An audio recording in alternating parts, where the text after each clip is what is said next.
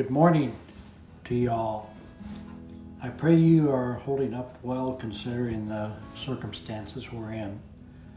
This is day 13 of 40 in reading through all of Psalms. Day 13, you're supposed to be reading chapters 49, 50, 51, and 52.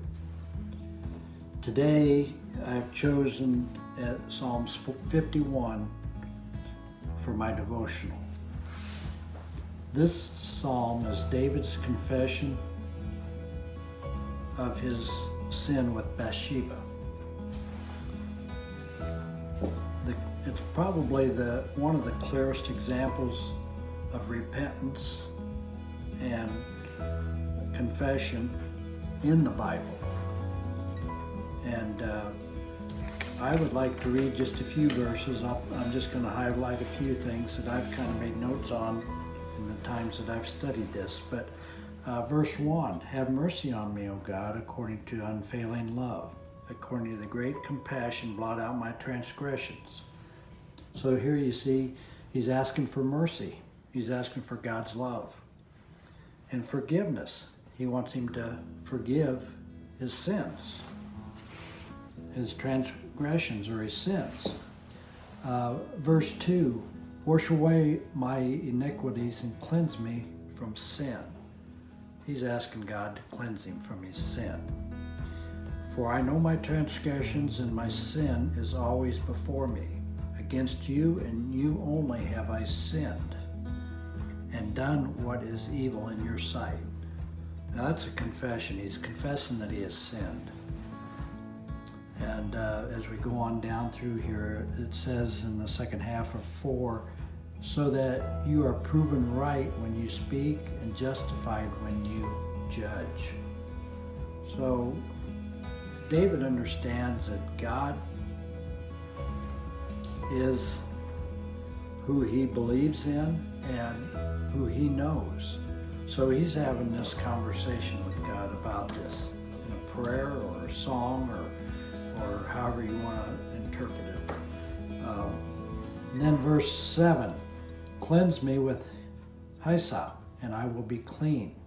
Wash me and I will be whiter than snow. So again, he's asking for God to purify him. Verse 10, create in me a pure heart, O God, and a new steadfast spirit within me. He wants to be renewed. David wants to be renewed in his love and his for God. Then let's skip on down to verse 13 here. When I will teach the transgressors your ways and sinners will turn back to you. So David's, to hear David saying that he wants to be able to teach others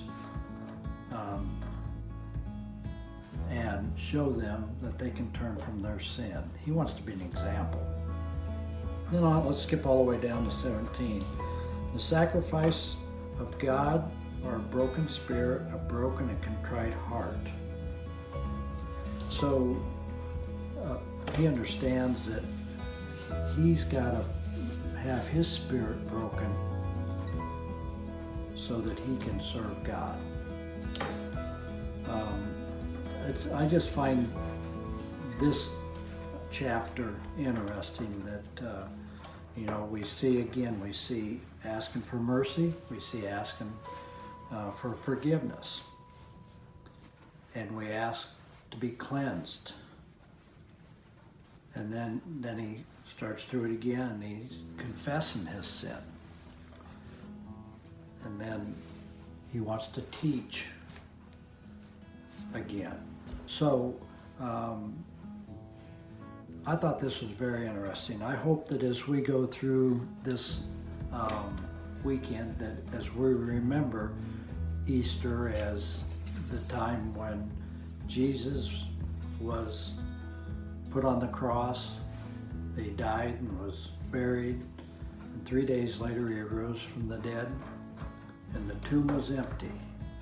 And you know what that means? That means that he is with us today. He's conquered death so that we can have life.